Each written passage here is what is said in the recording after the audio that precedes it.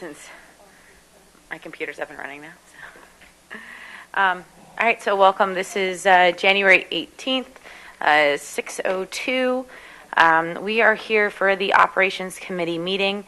Mr. Sirota is obviously not here tonight. He is over, I think, at the Township Building. He's on the committee, the Township Committee, looking at the use of the library space and in the office, the Fort Washington Office Park. So instead, I'm chairing the meeting tonight. So we have a pretty much full crew. Still have quorum. We have both Mr. Robsky and Dr. Levinowitz here as members of the Operations Committee, as well as other board members. So tonight, is there any announcements or communications? Yes, I just want to make everyone aware that the bids for the summer 2018 projects will be going out during this month, and so we'll be working on those. And do you have any comments you want to make, Bob? Just for the two larger projects we have looking to do this summer, the bids are right now in process of being created, and we hope to have the specs in hand February and out to bid, receive and vote on March. Great. Okay. So tonight we have one presentation. It looks like we are discussing the enrollment projections. Mrs. Bray is presenting.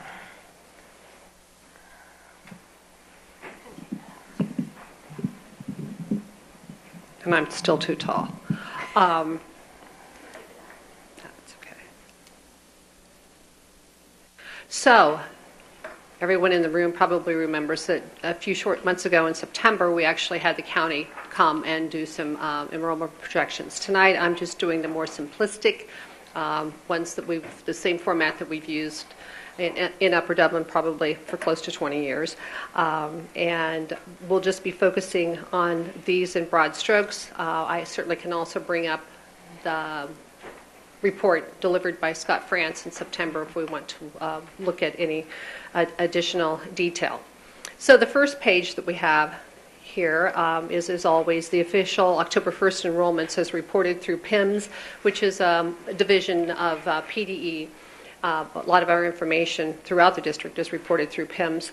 And you can see that on October the 1st, the official date of enrollment, we had 4,109 students as demonstrated, represented on this particular form. The next page are just a calculation of retention rates, and we in Upper Dublin use a 5-year retention rate when we're calculating the number of students that will go from K to 1. Again, just a lot of numbers, and since we're only really looking at the 5-year average, anything before that is simply shown for comparative purposes.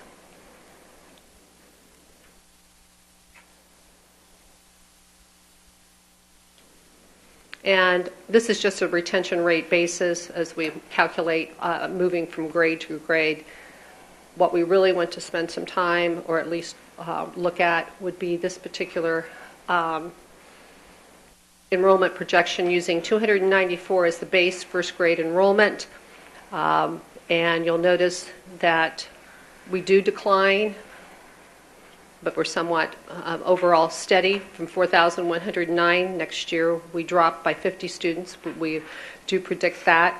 Then down to around 4,000 students. And then we see really a pretty steady intermediate time, or numbers, excuse me. And then at 27, 28, you'll notice that there's 4,043 students that are to be expected based on the projections. And of course, the further out you go, it's just like any kind of projections. After 3 years or 4, it's beyond the relevant range, and it becomes more difficult to predict. Now, we all know that there is construction. There is some development going on in the community, and we really don't take that into consideration with our enrollment projections. We look at things historically. But if we were to go to, I did hit the right one. And if we looked at what we talked about last September when the county was in. And remember, we only look at the county projections like once every 3 years or 4 years. They were able to put in 3 different scenarios where they looked at 3 different options depending upon growth. But you will notice overall, there is a swing. On this particular one, we'll see the 10-year change using option 1, just the base future burst. There was 112, and we did talk about this quite a bit at the September meeting. And then we looked at option 2, higher future bursts, and you will see that that is particularly steady or constant. But then option 3, housing adjustment with higher future bursts, and that's where the county brought in a lot of information that they use in other municipalities around the county. And you'll notice that they, over time, do have 90 more students. Just for the new board members, I didn't think about this. This is actually part, you can go to the board docs in September and look at this presentation. It is posted. Actually, everyone can. So just to go back, again, we're 4,109, and for the current year, with a change of, minus 63 over the next 10 years. And if we were to slide back to our comparison over the last few years, last year we were at 4,100, 4,187, and you can see how what has happened over the last 10 years in retrospect as well. Any questions? I know, again, we really did this, but I wanted to go ahead and continue our annual look with our internal model and not just skip that this year. Right. I mean, nothing basically has changed. It's pretty consistent with what Montgomery County is looking at us. It's off by a few kids, but it's not a giant swing. No. Either way. So, does anyone have any questions? No. Okay. Thank you, Brenda. Okay.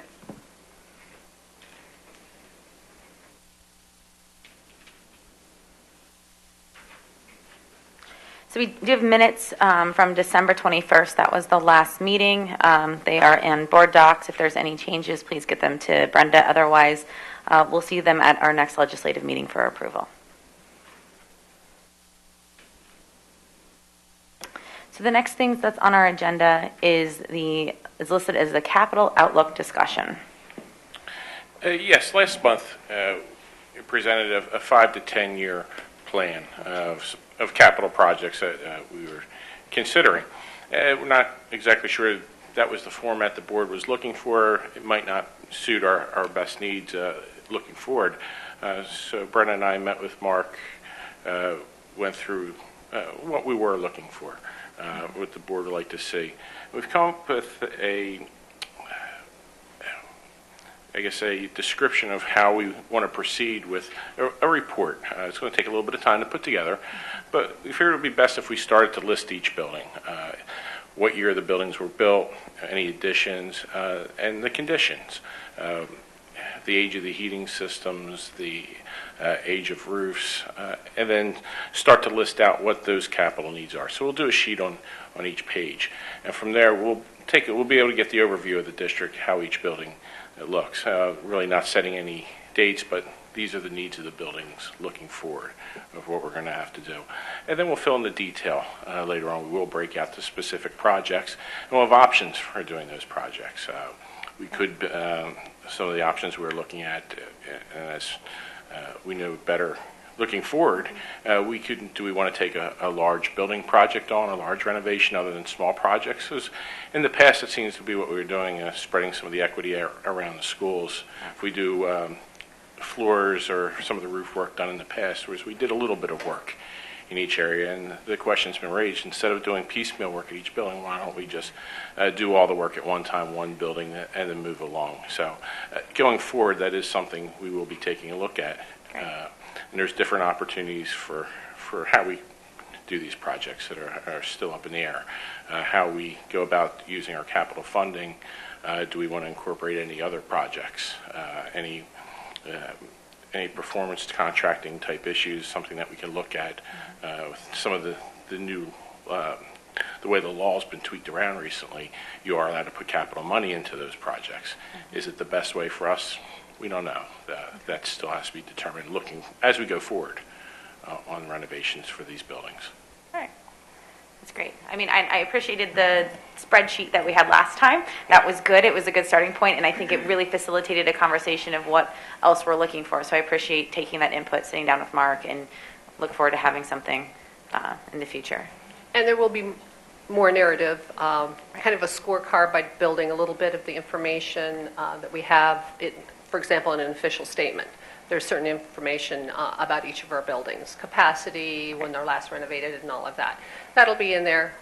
Maybe a photograph, maybe Ms. Evans or someone will have a photograph of the building as well. So it'll look a little bit like some other districts around, but we're trying to combine several of the pieces that the board indicated. I expect that to be more user-friendly, and it's easier to probably digest for people that aren't coming to every facilities meeting. So great. Is there questions? Just to clarify, the two major projects for the summer that bids will come back for, hopefully in March, would be the Maple Glen. Correct. It'll be Air conditioning? Maple Glen air conditioning and new electric service for Fort Washington For Elementary. And that air conditioning would be complete building air conditioning at Maple Glen. That's correct. It would be a chiller replacement, and the chiller will be sized that it can air condition the entire building. The building is, with the exception of the gym, everything is ready, and this project will change over the gym, really just a coil change inside the existing air handling unit to allow it to accept. And then the electrical work at new electrical system at Fort Washington, does that include a backup generator, or do we? No, the generator was completed 2 summers ago. Okay. Yes. So the generator, the emergency distribution panel system, the transfer switches, they were all replaced 2 years ago. So they're in excellent shape. They'll service the building's needs for quite some time, and we anticipate the new electric service will do the same. Is there any other questions?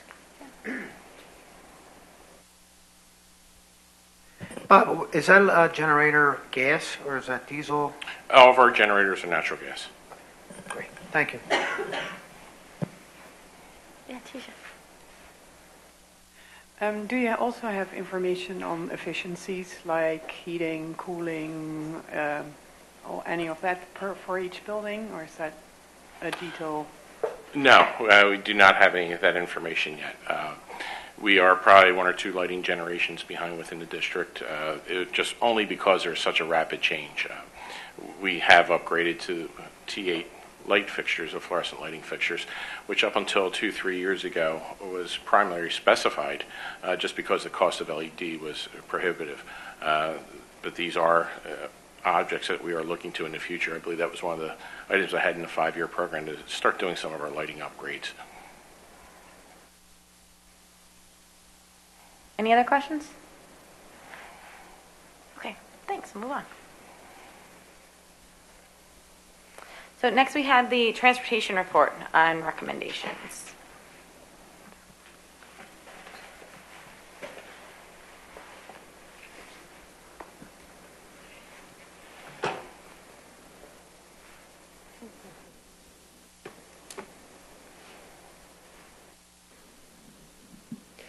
So this is narrative instead of a more interesting slides presentation, but it is the executive summary. And what I brought up with me is actually a rather comprehensive notebook about the independent report or student transportation efficiency study that we had done in the fall. And it was a very comprehensive look. Now this company helped, just to give everyone or remind everyone, 4 years ago when we were putting together an RFP for transportation, we had this company come in and help with some of the details in getting those specifications together. So the company was familiar with Upper Dublin. And in the executive summary, you'll notice that they broke down a number of their recommendations by long-term and short-term, and they specified short-term as being 90 days. It's going to take longer to implement or make some of those changes. Yeah. But you will note that the first item is replace 5 vehicles per year to decrease the average age of the fleet. unless the fleet demands change. And by that they mean if, there was a big enrollment change, fluctuation, we need to buy more or maybe not need as much transportation for not only our students, remember, but private and parochial residents as well. Just as a point of interest, for our 4 buses are to be delivered tomorrow. I'll be signing the paperwork for that. So we will have those buses coming into the district, and then we have ordered 2 more vans. So along this line, as long as we keep doing that every year, we're on that path. The next one is really more nebulous, and I think that we have done some of that because, of course, Pennsylvania's school code requires that we deliver certain services under certain restrictions, and we have set, or a number of us here have set in policy and discussed transportation and the services that we want to deliver to all of the residents again, and how we want to deliver those services to our parents and children in the district.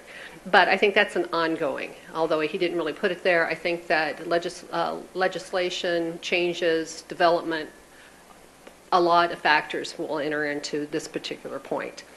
The next one's a favorite of mine. I've been trying to become more mechanized, computerized with our fleet for a number of years, but when you have buses that are 15 years old, retrofitting probably isn't cost effective, but equip new and retrofitted vehicles with GPS capabilities. There's so many advantages to that from a time, labor standpoint, and then just being able to know where your vehicles are at all times. The next one is probably, I think, one of our most important things that we need to discuss here and in the Finance Committee as well. Pursue the construction of a new transportation center. 275 New Jersey, where our transportation center was, we moved there to tear down and begin the construction of the new high school, and we have been there since that point in time. I think 2008 was when we moved over to that location. We spend quite a bit of money. Every year we talk about that when we're in the 2700s transportation function, about how much we spend on rent, as well as reimbursing some costs such as taxes or an insurance and other such expenditures. The gentleman who came and spoke with me about this after the fact, he even brought in some drawings, just very basic drawings, just to try to, to get me started, so to speak. But he didn't realize he didn't need to sell me on a need of perhaps bringing this online ourselves, just to be able to reallocate money and then also to be able to say it's our own. We've had conversations through the years with the township about perhaps sharing a facility, and I believe that that's something that we will continue to explore and discuss with township personnel. There's an interest for them as well to be able to service their vehicles. We already share some services with the township, SALT being one of them that I'm thinking about a lot these days. And, of course, Mr. Lester could talk more. And we do, I think you've all heard that we use equipment, try to maintain it, and then trade that back and forth. So I think that this is a real opportunity for us to perhaps forge something with the township as time moves by and with the changes that are going on in their physical plant. Consider installing security cameras as a precautionary measure. I don't know that we want to invest in doing that in the current location, but again, I think that's, it goes without saying if we build a new site that we will have security cameras, although even putting them up in our current location might benefit us if we need to be there for another couple of years. Just to, again, protect our assets, make sure nobody goes after one of those $115,000 buses, and if there is any damage, such as slashing tires, I've had that experience before. Snow's not the only thing that will stop buses in the morning. Then that might help pursue that. Automate the routing function. We've been struggling with this for several years, short term.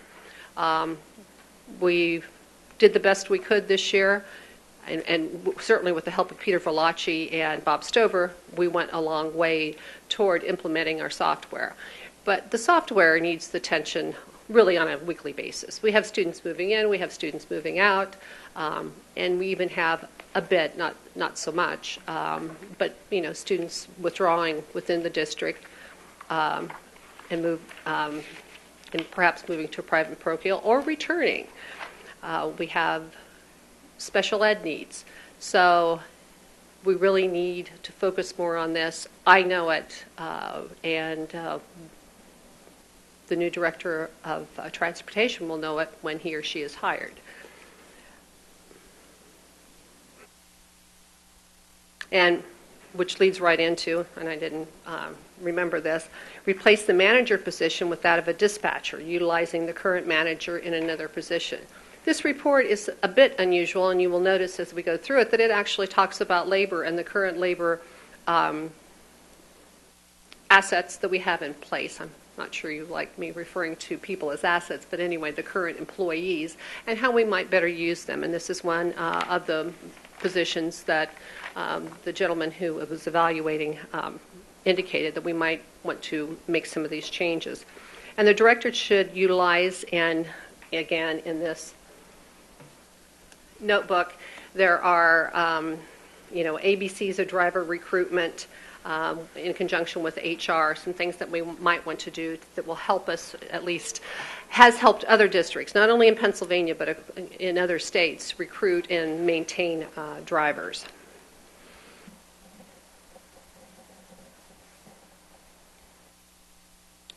Also in the notebook, there are monthly reports that we can customize and utilize.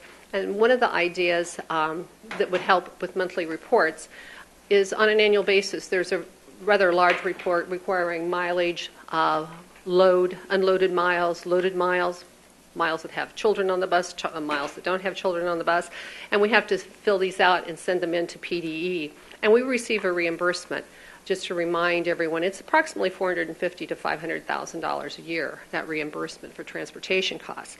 So having monthly reports set up and having everyone understand the importance of maintaining those reports and also information on the vehicles will be an efficiency. Seek out additional driver training programs. Here in our eastern area, we share driver training programs. Springfield, of course, we have a shared services agreement with them. And then Abington, we have different drivers that help out with different phases, different parts of the training. We had a couple of our drivers decided that they really didn't want to continue driving and training, so we needed to find someone within our group, and we found an excellent candidate, but we need to continue to broaden that, particularly as we want to hire more drivers, and drivers need to be recertified and on the road and everything. So we need to add some talent in this particular area. This one will surprise people because the next item has really changed with the current bargaining unit. The suggestion is actually increase the driver hourly rate to be more competitive and reconstruct the way that the compensation package is presented. So in the last support staff contract, new hires were paid at a lower, a lower rate. At that time, more competitive with what other school districts were doing in the area, and because most drivers work a limited number of hours per week, they weren't entitled to medical benefits. Thus, it really decreased our out-of-pocket cost. So the point is that now, if you look at our ratio of new drivers versus older, and by that I mean drivers with more experience in Upper Dublin, our current or our wages for our newer employees aren't as competitive. So we'll be looking at that during negotiations. Consider implementing an attendance incentive day program to boost attendance. And there are several ways that we can do that. Of course, that would need to be negotiated. It would be an additional cost. Manually record ridership to track who is actually riding. And I thought that that was an interesting idea. Certainly, It would be terrific, in my opinion, if we could use, and I don't have my wand or my badge, but the technology on buses that would flow right from the building to the bus, creating rosters, and we would know exactly where all the children are, and if we couldn't find a student, it would be easy enough for any of us to, run to the nearest computer, look up the child, and see if they were on the bus. That piece is very expensive down the line. So I said, well, what can we do? And he agreed that is expensive. But even keeping track of who actually rides the bus on daily basis will help us maintain better information, and also the drivers even to know exactly who's on their bus all the time. I think with the elementary students, that's easier. I think our drivers know our elementary children, but as students become more independent in middle school and high school, that's not always the case. And they also, because of differing sports, don't always ride the bus. Some students don't ride the bus at the high school, very little, because they're on the late bus or they're participating in sports or student activities. And unlike a few years ago, 4 years ago, the recommendation is to remain district operated, implementing as many recommendations as possible, as soon as possible, it's not in there, while pursuing partial contracting opportunities. Well, and that's a short and long term, and what does he mean? What does the report mean by partial contracting opportunities? Certainly when we are transporting our students and the buses are full, whether it's 48 passenger, which by the way, we're getting 2 48 passengers tomorrow, or if they're 84 or 72 passengers, that's very inefficient method of transporting. But we do have schools that we transport to where there may only be 3 students going to that private placement or parochial school, independent school. And so his recommendation was, whenever possible, to use subcontracting. We do that with the IU currently, because IU is oftentimes set up for transporting children with special needs, and sometimes if they're involved in the placement. So we use Montgomery County IU to transport or provide busing for several different locations. But they're very expensive, so we look at that very carefully before we sign on, particularly for a private and parochial. Again, through our joint services agreement with Springfield Township, we actually share some buses with them. It makes accounting for cost a little bit more exciting, allocation and the reporting a little bit different. But we do that, and then we also subcontract or use something called Riders Club. I don't know if you're familiar with that particular group, again, through Springfield Township School District, always to address a much, much smaller number. Just to remind everyone, in addition to the buses, which I've talked about, we also have six or seven vans that we use for the smaller schools where we need to transport just a few students. One of the advantages in our current contract is we have a different rate for drivers that don't have a CDL, commercial driver's license, versus a van driver. Questions? Anybody have any questions? You do? All right. Yeah, let's stand first.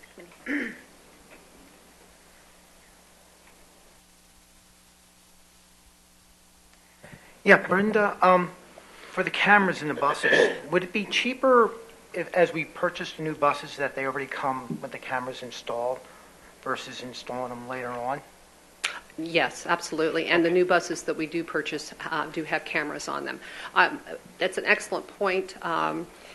It used to be that there was only one camera, then they went to 2, and sometimes now, depending upon the model and what you specify, you can have up to 3 cameras. And there is talk about adding a camera outside to where the arm that comes out, that there may be a camera coming on equipment in the future there. And then, is there data out there to how do you say, suggest that the children are more behaved with the cameras if they know the cameras are on the buses and less distractions for the drivers? I'm not familiar with any data. I think that if you talk to anecdotal data, I don't have statistics that they would probably indicate that They is would the rather have case. the cameras. A number of our buses, and this is true in other districts where I've been as well, you didn't have, because cameras used to be much more expensive, and you would only have, let's just say in a fleet of 40 vehicles, you would only have 4 or 5 cameras. But you would have a place that would appear that there would be a camera in place. And sometimes you would note the placebo effect or whatever, that just because it appeared to have a camera on it, that you would notice a difference in behavior. Also, would it lower our insurance costs having cameras? Not No? really, no. Okay. But a good question.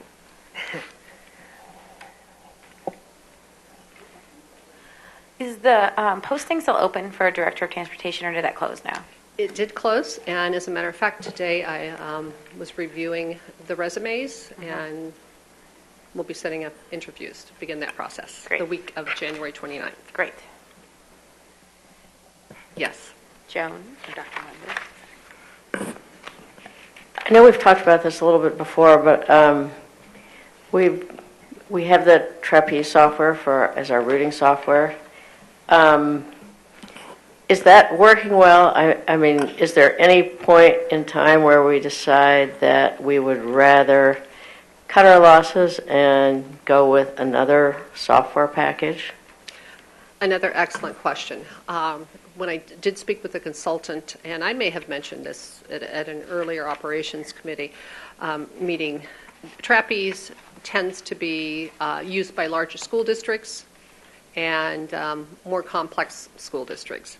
TransFinder, and I've seen presentations when I've been to different conferences on many topics, is another company.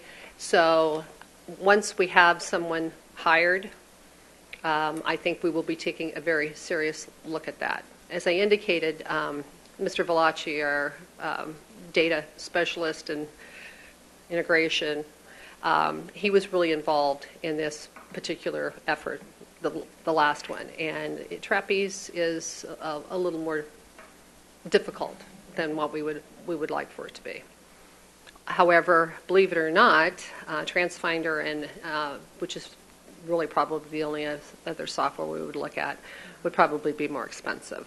But we'll leave that for another discussion. Rob. Dr. Kim. Sure. So actually picking up off of Stan's question, are the new buses and vehicles that we're purchasing also equipped with the GPS capability? I want to say yes, but I would really want to go back and look at the specifications.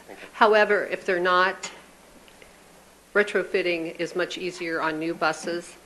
And one of the advantages, one of the discussion points, and we've had it with Springfield as well, is that it's easier if you have the same software and the same GPS system across all of your buses. I can name 2 or 3 brand names, but it makes it easier as far as communication and tracking. Nowadays, some of our older buses, when we were trying some GPS system, didn't have real-time data, and if we want to spend the money, there will be real-time data. But I will get you that information definitively. Yeah, one more. I'm going to say this really jumped up at me is that it says here that 24 of our buses transport 86% of our students, where 19 vehicles transport 454 students to 38 non-public schools and 28 students to 15 special ed schools. I mean, that could be some place that we can work on in cutting costs if we were to sub out, if that was an option that we would look at. And certainly it is, and we do that, as I indicated earlier. There is in the current contract a cap on the number of runs that we're able to do that, so because it's contractual, it becomes a point of negotiation. But we're very cognizant of trying to keep those costs down and using, again, the Riders Club and even combining with Springfield works. But point noted. Thank you. Tisha. Yeah, I'd like to kind of piggyback on that. You talked about enrollment for Upper Dublin schools.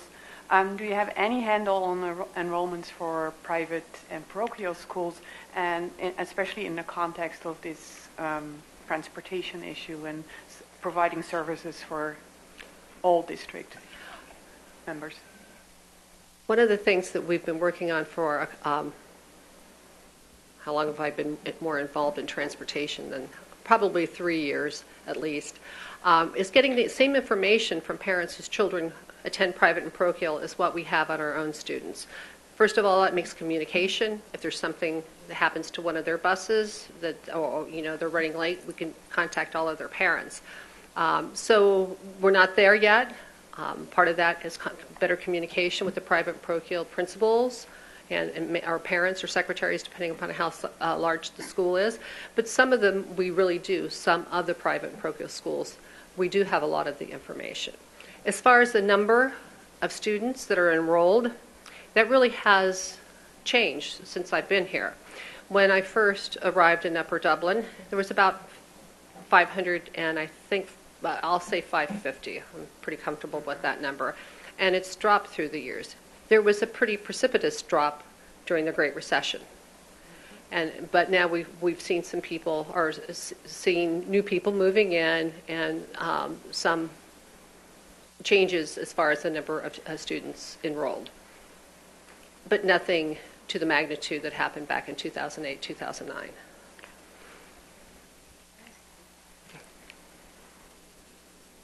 And is the percentage of ridership any different than for Upper Dublin school students? In other words, are there more kids riding the bus or using private transportation? I mean, do they elect not to use the district-provided buses? You mean just among the private and parochial? Yeah. Mm-hmm.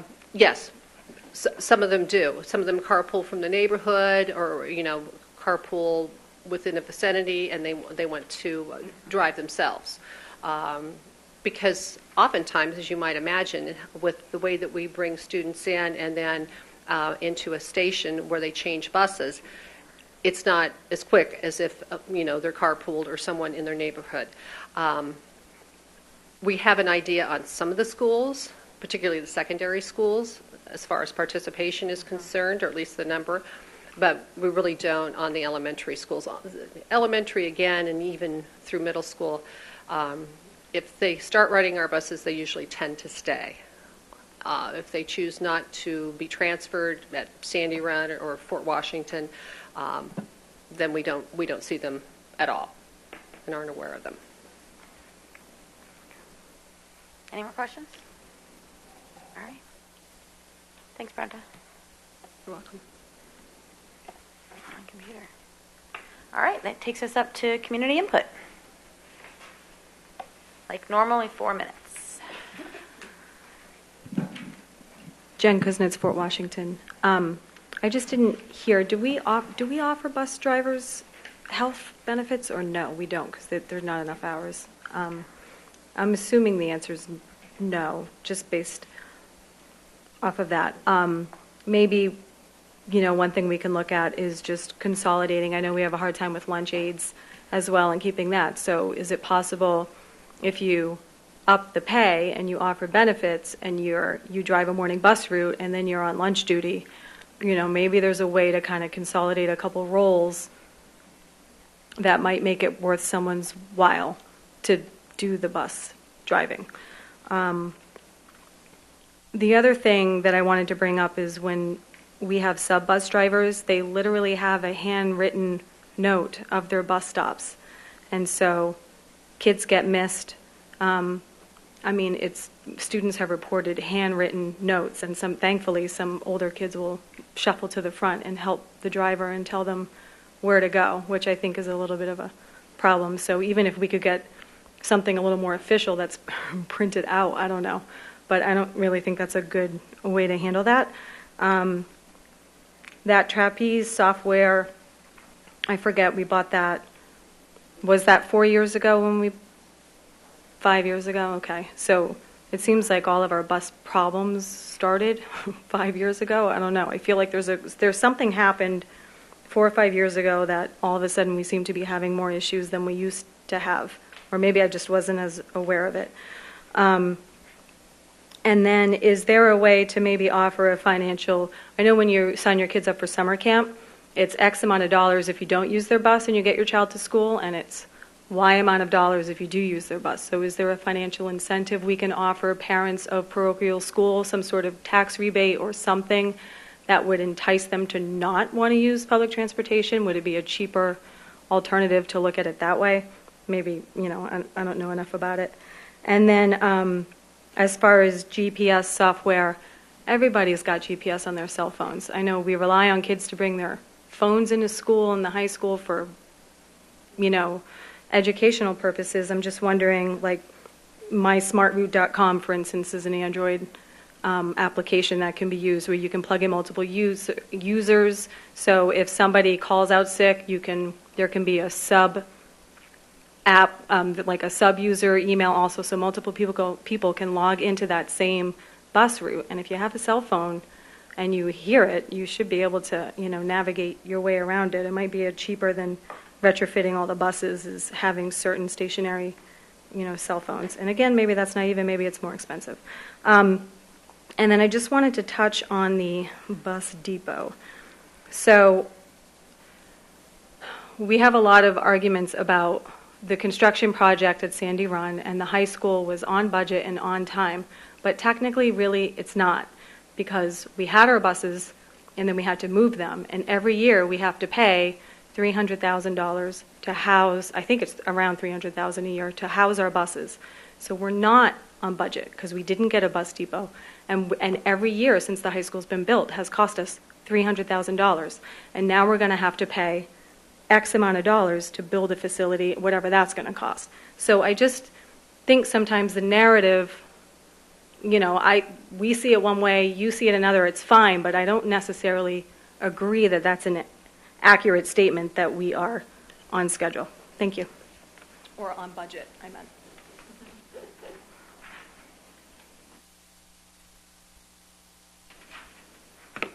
Hi, Jenny Vitella Ambler, and I'm just going to simply say about the buses, yes, there was a piece of paper, because my kids were one of those kids that were forgotten, and when I saw the bus driver at Sandy Run, I said, "You forgot our stop," and he says, "Oh, it wasn't on my piece of paper," handwritten little thing like on the back of an envelope.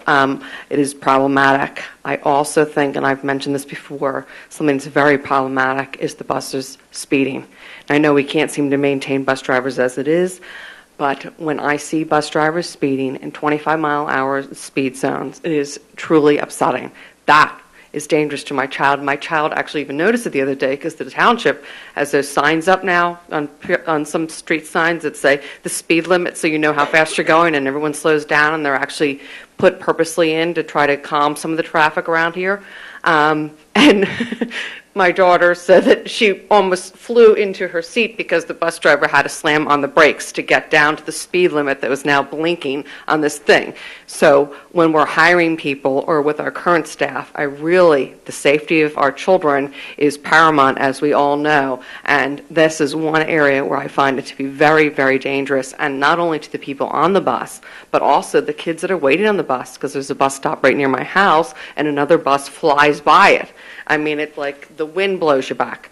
It's really, really upsetting. So I don't know why we can't seem to keep these bus drivers, because I think we interviewed a bunch of outside companies to kind of take over the buses, and I felt like the staff at the time really wanted their jobs, and we really ended up not going with an outside service because we wanted the same faces on our buses and we wanted that familiarity, and we really made that choice, which I thought was a fine, wonderful choice. But it's a shame now that we can't even staff it now that we did make that choice to keep them all staffed and not go out to an outside company. And I don't remember the cost of all that, but I just do find it a little ironic that we can't seem to staff it when we really bent over backwards to try to keep their jobs and not go to an outside source. That's all. Thank you.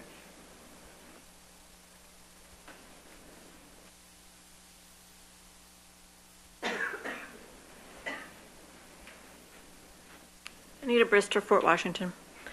I don't have anything specific on transportation except a question of curiosity. What percent of students in Upper Dublin, or maybe I should say what percent of the families in Upper Dublin attend private schools? The number used to be around 20%.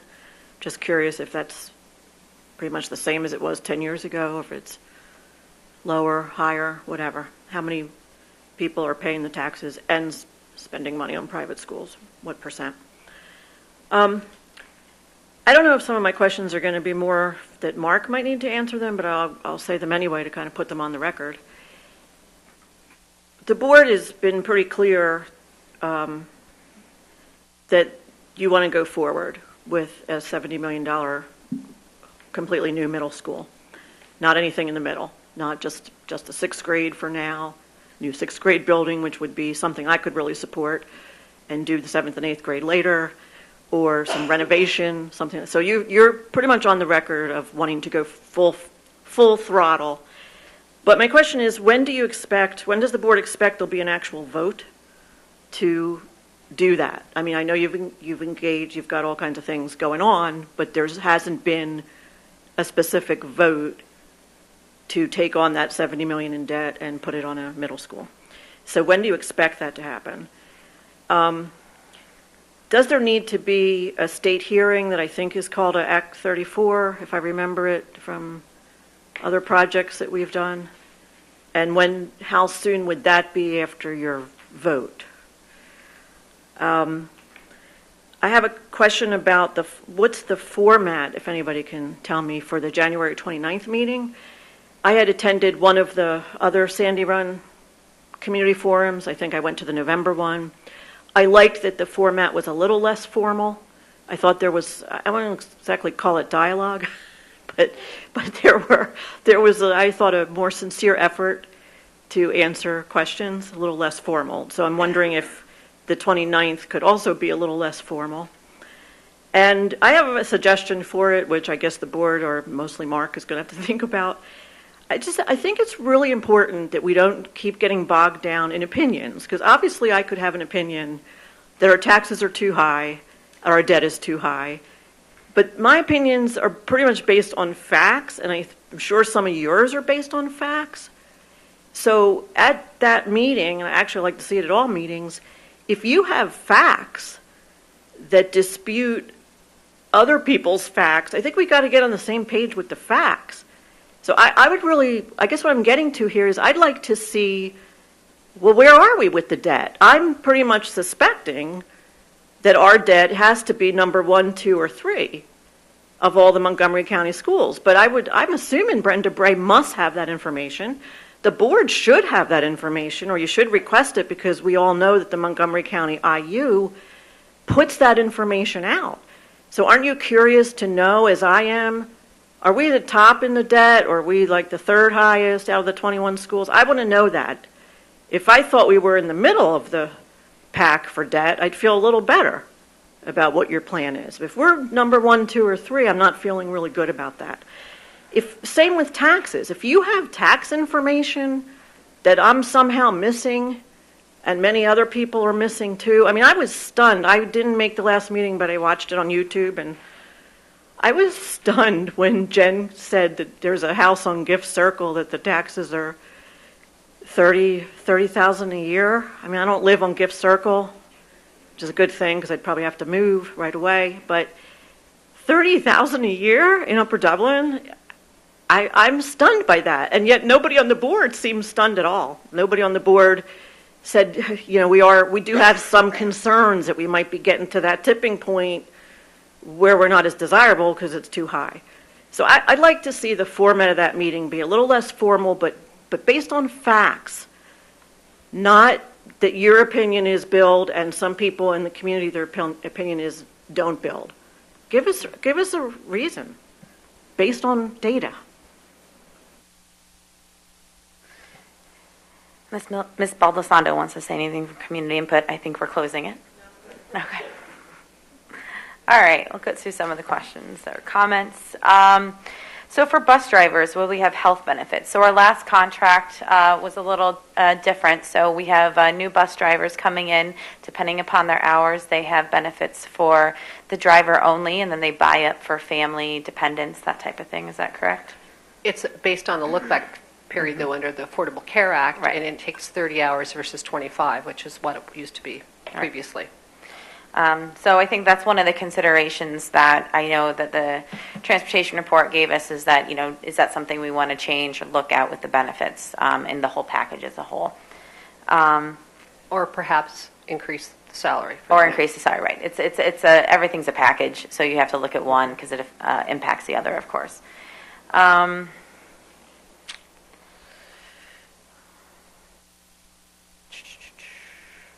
I can address Yeah, you several can of go. these, Okay. if that's all right. While oftentimes it seems like a really good idea to have one person doing multiple jobs within the district, you can't imagine the number of times that there can be complications with a change of schedule on early dismissal days, and that is not quite the panacea that you might think that it would be. I have experience with that. But it is something that, again, we talk about. Sub-drivers, handwritten notes. Rosters are to be printed. However, right now we, once again, have 2 drivers that are out on FMLA, and we've had to combine some bus runs. Now, those should be typed up somehow and be more formal. But we've had to do a lot of combining and changing of runs on a daily basis, depending upon how many drivers are out that day. Again, when you have 39 drivers and you have 3 on FMLA and you have 2 call out sick, it's a challenge to try to be able to combine and make sure that we get our children to the high school, then to the middle school, and then all the way to the elementary school.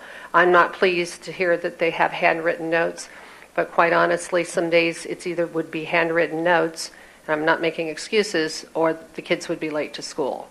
And that kind of goes to one of the other points about incentives, just the number of people using transportation. First of all, I'd have to check with the solicitor, and maybe you would know. I've never heard of that. I don't think you can do that under school code. Yeah. I don't think that would be possible. Again, a very practical business-like decision or option, but from a government, it doesn't work quite so well. GPS on cell phones, multiple users. We don't even like for our employees to pick up cell phones. They're supposed to pull off the road to use a cell phone. So, and we don't supply all of our drivers' cell phones, so that would be an expense. We would have to supply the cell phone and then do the GPS routing. One advantage, if we had GPS on all of our buses, we would be able to determine how fast they are driving, and that would be a positive thing to make sure that they're not going faster than what they should be. I look forward to getting having a new director of transportation bringing in here and going through this report and going through a lot of different improvements that we can make on transportation. I think that there's a lot of room for improvement, and I think by having someone there committed full time, that will definitely help, because by not having someone there with that consistency, it's been a very difficult process for the administration, because a lot of it falls on Brenda, and Brenda is not the director of transportation. She's in fact our CFO. So I think that there's a lot of issues like that have been discussed tonight that I think that we can hammer out with a new director of transportation, change the structure of that department some, and really get some better oversight amongst all our drivers. And thank you for that. And if I could kind of point back to the time when we started having a lot of the issues, it was actually much longer ago than trapeze. It was during the Great Recession, and we were having financial problems. And when Mr. Stover decided to retire, and yes, I do remember the date exactly, in April of 2011, and we decided not to replace him until much later. And we've not had consistent management within that department, unfortunately, since that point in time. And I think you're right. Getting someone new in there and hopefully healthy will go a long ways. with the right training, always the right training to rectifying problems. I think next, going to the number of families that attend private schools, that's probably a number that Michelle Clegg probably has more than anyone else here, or do you have that? I can tell you the number of students. I can go to a report and, Okay. and pull that, the number of students, but as far as the number of families, we'd have to, to look at the addresses to parse Right. that particular piece Yeah, out. that's fantastic. We do have reports run, again, by the system, by Mr. Valachi, on a weekly basis that tell us all of our private and parochial students, but we are looking at numbers just to make sure all of our records are straight, not the number of families. Right. The schedule, what we're looking at for the Sandy Run project. So, of course, we know that the first part of the schedule is the January 29th meeting. I guess I take this, the format, essentially. I mean, I don't know if it's hunkered down, but we're looking at, we have 3 different architects coming in. Their first one is going to present their 2, I don't know if proposal is the right word, but concepts. There's going to be questions, I believe, from the board, and then community input. Oh, no? I'm sorry. Okay. Let's have the board president who actually knows. You want to go through it? Yeah, on the 29th, 3 architects will be presenting. One approximately an hour. They'll have approximately 40 minutes to do their presentation. There'll then be 20 minutes of questions from the board. We'll break. It may go over a little bit, and then the second architect will present questions from the board, and then the third architect will present questions from the board. At the conclusion of that will be questions from the community. That will be the format. Ms. Bray, anything I missed? I don't believe so. I was Nope. looking Okay. at my records. And this was discussed in detail at the last legislative meeting, the basic schedule. Okay. And again, the purpose of that meeting is for the board to make a decision as to which architect to use for the project. So any of the earliest votes would be February, maybe March, something like that. So we don't know yet until we hear the presentations and get an idea what we want to do. I don't know about the Act 34 hearing. I'm not sure. Okay. Well, look, yeah, that's down the road. So I've forgotten, it's early on in the Plan Con, but we'll be following the Plan Con process, and certainly Act 34 is still required, the hearing. Right.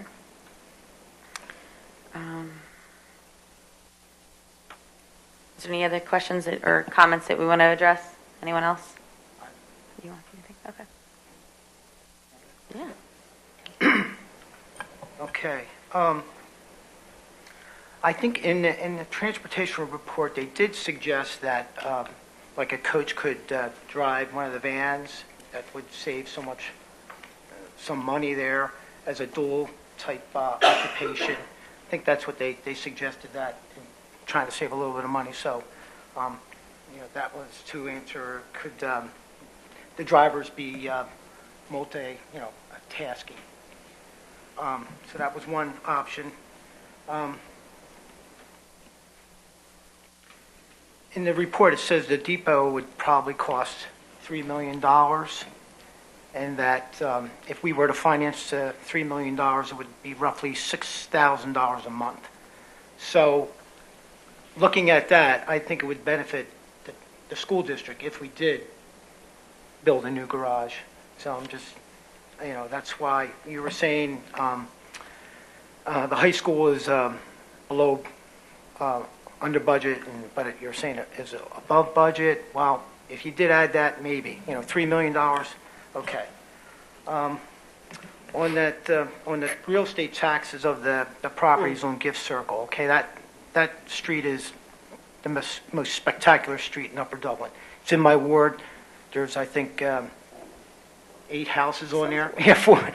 There's about 8 houses on this cul-de-sac.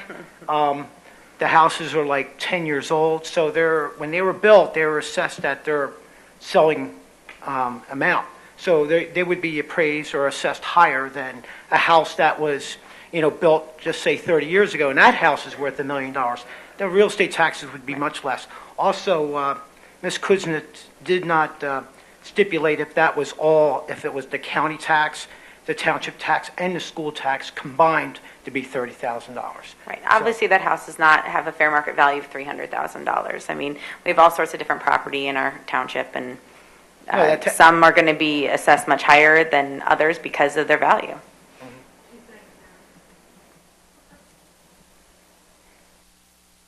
And I don't know Anything what else? the amount of private schools or debt. Yeah, and that's what we don't know exactly, so that's something. All right. Any other comments before we close? All right. If not, the next Operations Committee meeting is on February 15th. With that, we'll adjourn and get ready for finance.